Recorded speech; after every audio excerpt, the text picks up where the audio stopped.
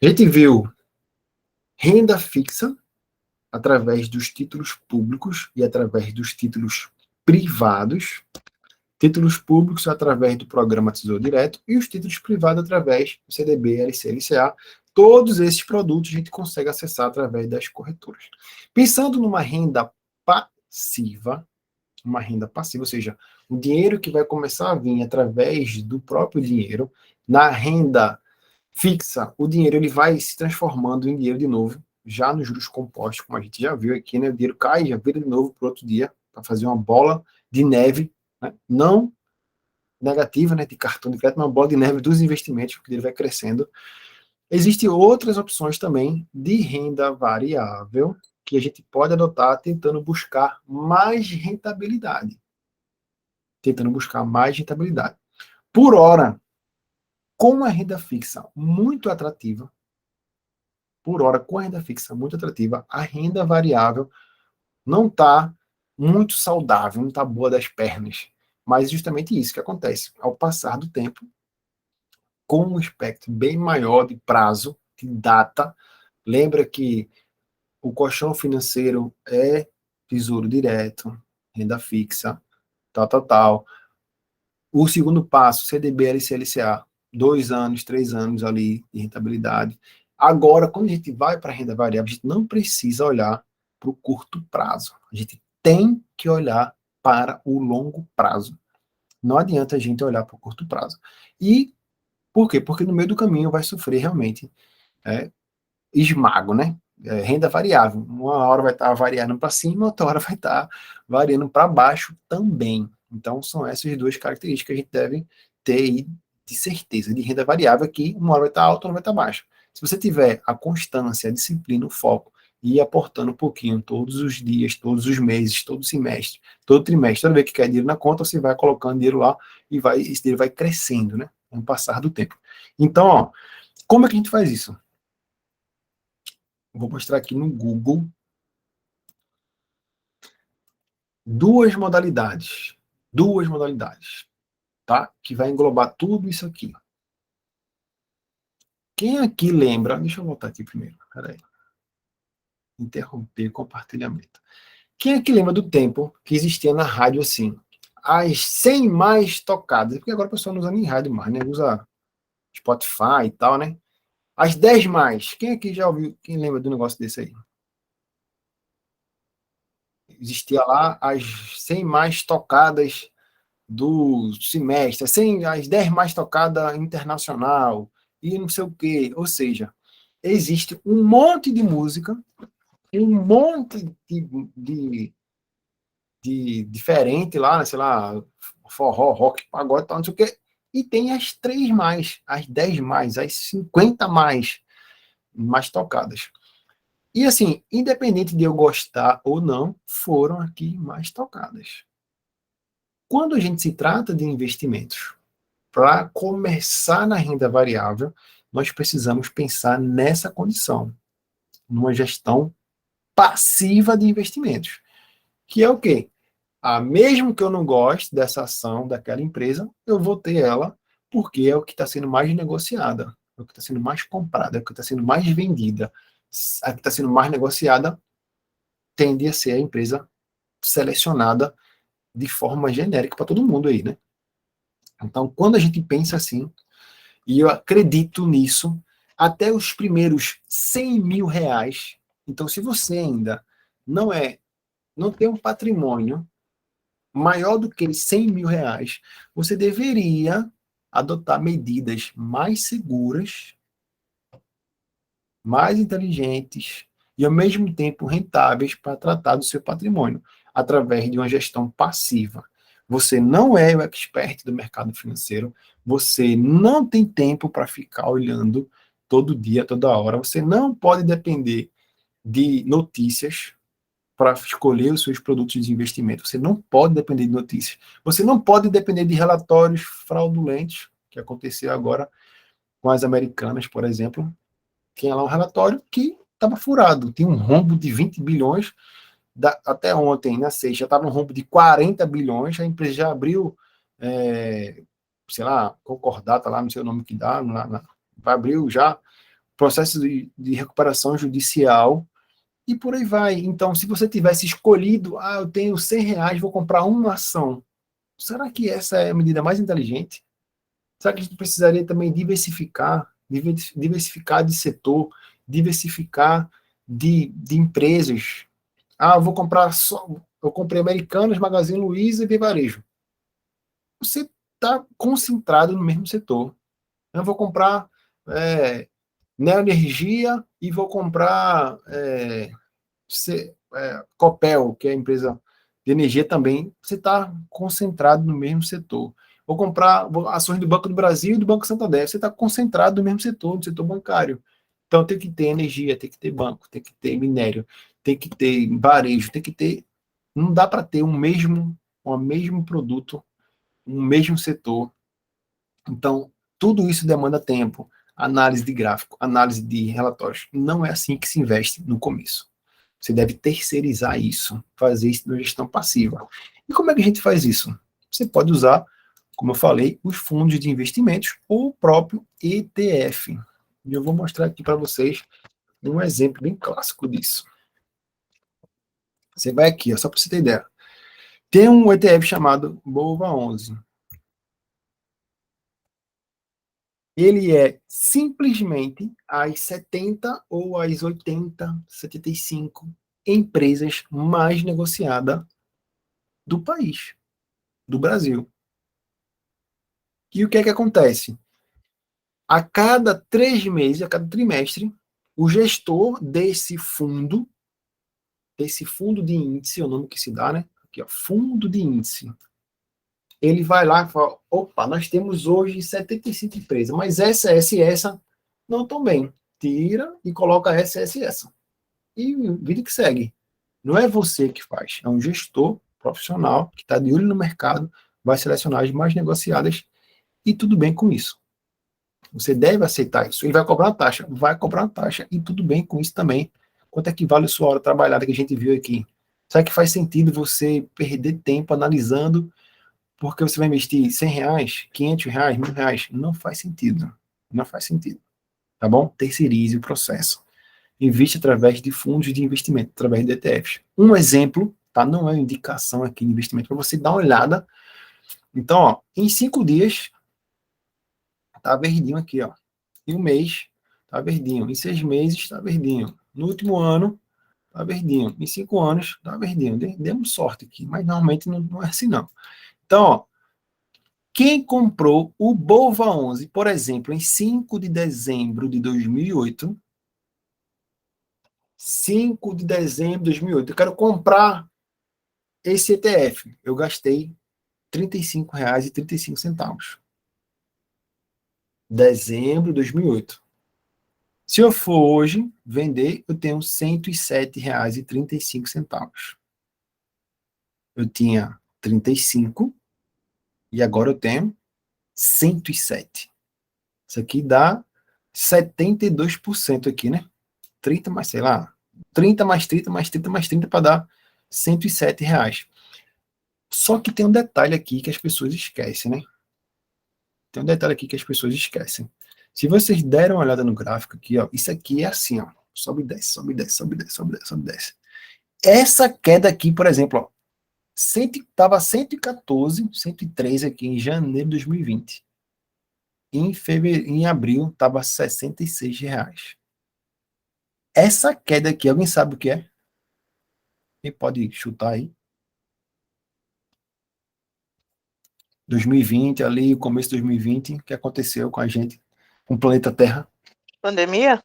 Pandemia. Pandemia. Então, se você fosse comprar somente aqui, não vou comprar só aqui, não vou comprar mais nunca, você ia esperar até. Ainda não recuperou, não. Aqui estava 114 e hoje está 107. Ou seja, desde a pandemia que a bolsa ainda vem recuperando. Gateando. Ou seja, a gente está num prazo aí de praticamente 3 anos. Então, se o seu dinheiro tiver um prazo de resgate, não venha para renda variável, vá para renda fixa.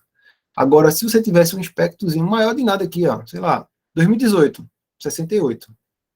19, 20, 21, 22, 23. Em 5 anos, 107. Dobrou. Em 5 anos, o capital dobrou. Em 3 anos, o capital está perdendo dinheiro. Então, a renda variável é assim. Não dá para olhar no curto prazo. Tem que olhar no longo prazo. Esse aqui é o índice da Bolsa Brasileira. Você está comprando aqui as 70 maiores ações, como, por exemplo, Vale, como, por exemplo, Petrobras e outras ações que estão dentro do índice. Isso aqui é um fundo de índice. E o outro fundo de índice bem conhecido, ó, esse aqui, ó, IVVB11. Esse aqui representa as 500 maiores empresas americanas, da economia americana. Então, com um fundo de índice, uma atividade, uma compra, você está exposto ao mercado americano, às ações do mercado americano. É igual ao BOVA11 do Brasil, lá o IVB11, que é a comparação. Quando você olha aqui, ó, em 5 anos, em 5 dias, olha o prejuízo que está. Quando você olha em 6 meses, vermelho, sangue, prejuízo. Quando você olha em um ano, saiu de 280 para 224. Bronca pesada, assim, um ano levando cabeçada aí, botou dinheiro e está perdendo. Renda variável é assim. Quando você coloca 5 anos, opa, já o negócio muda. Quando você coloca um prazo máximo aqui, ó, 2016, R$ 74. Eu quero investir em renda variável através de um fundo de índice das empresas americanas, R$ 74. 2016, comprei. Hoje, você teria 224. Cresceu 3 vezes. De 2016 para 2023, saiu de 74 para 224. 70, né? 3 vezes 7, 21, né? 224. Ou seja, um fundo de índice cresceu 3 vezes em praticamente aqui, ó, 16, 17, 18, 19, 20, 21, 22, 23. 7 anos. Triplicou de tamanho. Então, o seu capital triplicou de tamanho. Na renda variável é assim. Agora, no meio do caminho, ó, o que aconteceu aqui também? Aqui, ó. Janeiro de 2020. Saiu aqui, ó. Setembro. Aqui, ó. Saiu de 155 e caiu até 125. Pandemia aqui, ó. Pandemia. Então, o mercado de renda variável é assim. Ele vai mudando dependendo das condições. Isso você tem uma cesta, um fundo de índice, várias empresas que são negociadas e alguém vai lá e faz o ajuste. E você paga por isso. Lá mesmo na corretora você investe e acabou. É lá mesmo que faz. Tranquilo, pessoal. Deu para entender aqui. E aqui são as 500 maiores empresas. 500, SP500. Então, aqui são 2 fundos de índice que eu apresentei a vocês. 2 fundos de índice, um fundo de índice brasileiro e um fundo de índice da maior economia do mundo, onde você pode se expor à renda variável com pouco capital e, no longo prazo, ele pode dobrar ou triplicar de valor se você adotar essa estratégia, esperando aí um pouquinho o longo prazo. Tudo bem? Tudo bem até aqui? Qual a dúvida que vocês têm? Só uma dúvida. No fundo de investimento, quando a liquidez está especificada como D mais zero, significa o quê? D mais zero significa que você precisa de 0 dias para ele ser resgatado na sua conta ou de 0 dias para ele começar a render. Tem D mais zero resgate, D mais zero liquidez, D mais zero aplicação. Tem alguma coisa no D mais zero aí? Você consegue ver agora? Ou foi um exemplo que tu perguntou? Não consigo ver. D mais zero dias corridos, cotização de resgate. Cotização de resgate. A Sim, cotização é o tempo que ele vai virar a ser dinheiro novamente. D É o mais tempo. zero significa que hoje já está. Eu Perfeito. apliquei hoje já está. Lembra sempre dias úteis. Lembra sempre dias úteis para os Ah, tá, investimentos. dias úteis. Dias Tá, úteis. todo fundo cobra taxa de administração. Negativo. Negativo. Negativo. Tem Certo. fundos com taxa zero. Tem fundos Ah, com taxa zero. principalmente fundos que têm objetivos de compor a reserva barra colchão financeiro, né? São fundos que vão aplicar o dinheiro na renda fixa. Esses fundos, alguns fundos de algumas corretoras, é possível encontrar fundos de taxa zero. Normalmente as taxas são cobradas em fundos que têm estratégias mais avançadas. Por exemplo, existem fundos multimercado, fundos cambiais. Então, esses fundos têm uma estratégia mais avançada, tentando buscar melhores rentabilidades. E aí eles cobram por isso. Todo fundo que tem como opção para mim dentro de uma corretora, eu posso tê-lo como confiável? Por exemplo, você explicou que o fundo é um conjunto de empresas, né? E alguém está selecionando essas empresas para estarem ali dentro desse fundo. Correto. Vamos supor, um fundo que tinha Americanas dentro. O administrador verificou a situação da Americanas, tirou ela daquele contexto para que o investidor não sofresse o risco. Existe essa garantia ou sou eu quem tem que averiguar essa garantia? Normalmente, você não precisa averiguar. Esse caso da Americanas foi realmente um caso bem atípico, porque a fraude foi lá no relatório. Um exemplo, esse gestor que escolheu a Americanas para compor a cesta dele, quando ele analisou o relatório, ele viu coisas boas. Entendeu?